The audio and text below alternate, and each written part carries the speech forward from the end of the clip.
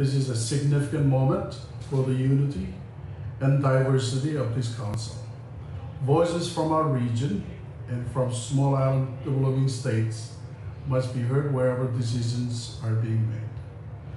Securing human rights means making sure that the smallest states, the most marginalized populations, and those with the least resources have the same rights and protection as those with more.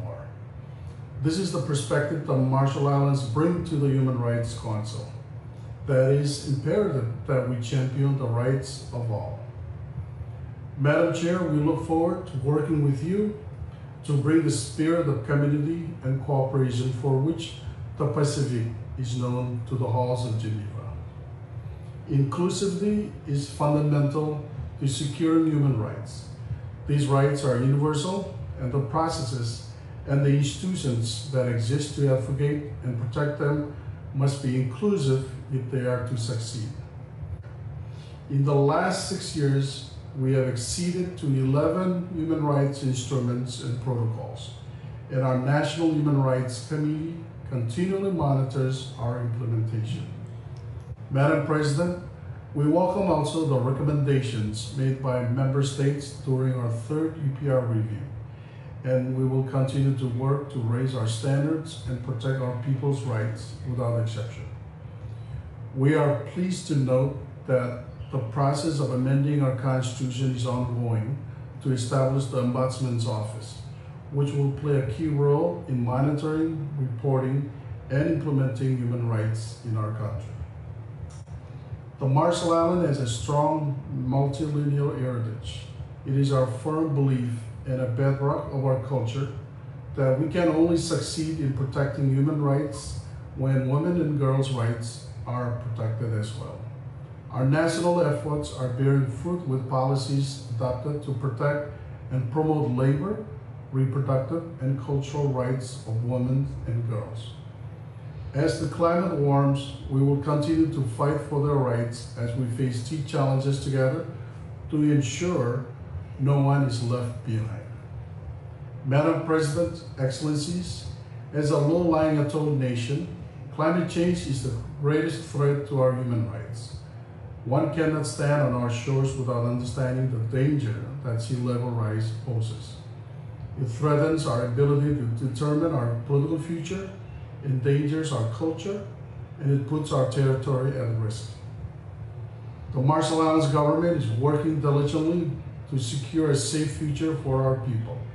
We were the first to submit an enhanced national determined contribution and long-term strategy to reduce greenhouse gas emissions and in increasing our resilience to climate impacts. We have been a leader in setting the standard for a green recovery, committing, along with members of the High Ambition Coalition, to allocate at least 60% of recovery spending on green and climate-friendly initiatives. But action at the national level alone is not enough. Large emitters have a responsibility not only towards their own population, but also the population of other nations, whose rights are also being affected. It is the responsibility of all states to adhere to the Paris Agreement goal to keep the temperature under 1.5 degrees Celsius.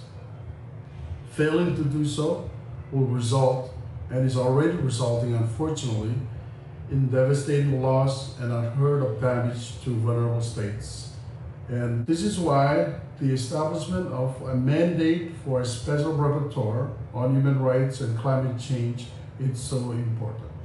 If, as the Commissioner recognized, climate change is the greatest threat that human rights have ever faced, this special procedure is the least that this Council can do to address it.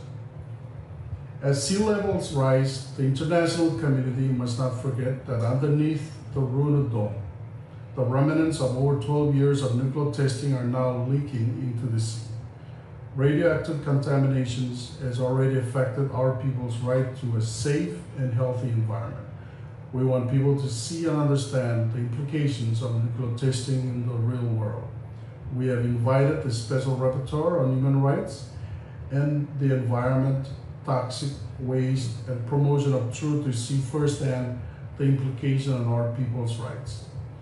The Council must be aware that the consequences of this contamination are not limited to the Marshall Islands and may be felt in the whole of the Pacific. In 2021, Madam President, you can count on the Marshall Islands to continue to stand in solidarity with citizens fighting for their rights around the world, those battling systematic racism and inequality, and with SITs and low-lying territories fighting the effects of climate change. Thank you, and Komotara. Thank you, Minister. Et maintenant, j'ai l'honneur d'inviter Son Excellence, Monsieur Lejeune Belambella, ministre des Relations extérieures du Cameroun, à faire sa déclaration. Monsieur le ministre, vous avez la parole. Madam Director General of the United Nations Office, ladies and gentlemen, all protocol duly respected. President of the Republic of Cameroon, His Excellency Paul Biya, has always considered peace, respect for, and promotion of human rights the cornerstone of his action, both at the domestic and international level. The Republic of Cameroon, a brainchild of the United Nations, is committed to working hand in glove with other states of the world, international organizations, NGOs, and civil society stakeholders who share common values and ideals in a bid for develop initiatives that dignify and ensure the total fulfillment of humanity. As an illustration, I would like to cite Cameroon's efforts towards achieving the Sustainable Development Goals.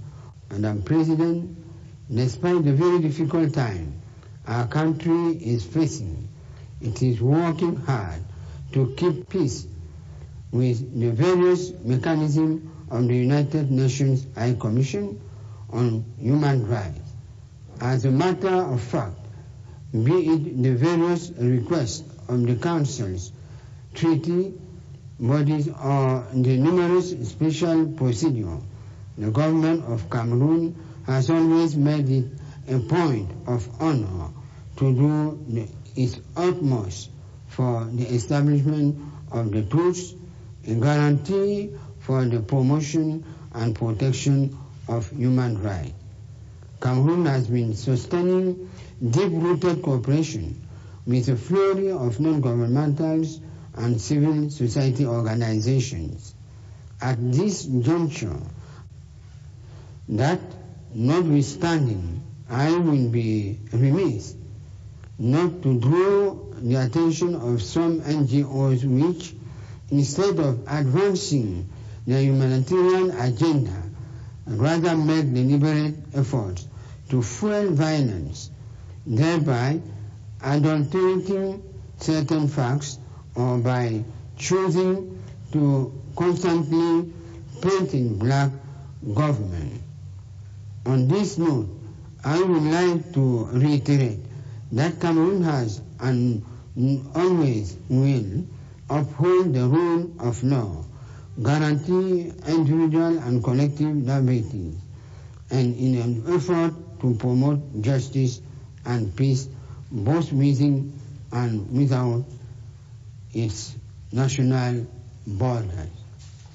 Kindly allow me to avail myself of this platform to provide you with a current situation prevailing in our country. Your Excellency, focus here should be in the northwest and southwest region of Cameroon, where English is the prominent language.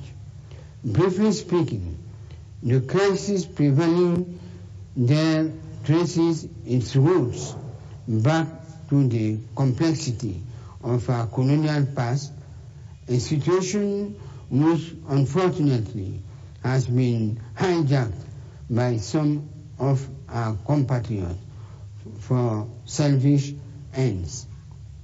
Excellences, Mesdames et Messieurs, Comme vous le savez tous, le Cameroun, naguère havre de paix et de sécurité, est depuis une décennie traversé par des secousses à répétition entretenues par les professionnels des violences et les adeptes de l'obscurantisme. Attaqué dans sa partie septentrionale depuis 2015 par la secte terroriste Boko Haram, harcelé à l'est par les bandes armées du fait de la situation préoccupante dans certains pays voisins, soumis à des velléités sécessionnistes dans les régions du sud-ouest et du nord-ouest, agité constamment à l'intérieur par des leaders politiques en mal de sensation et ayant très peu assisté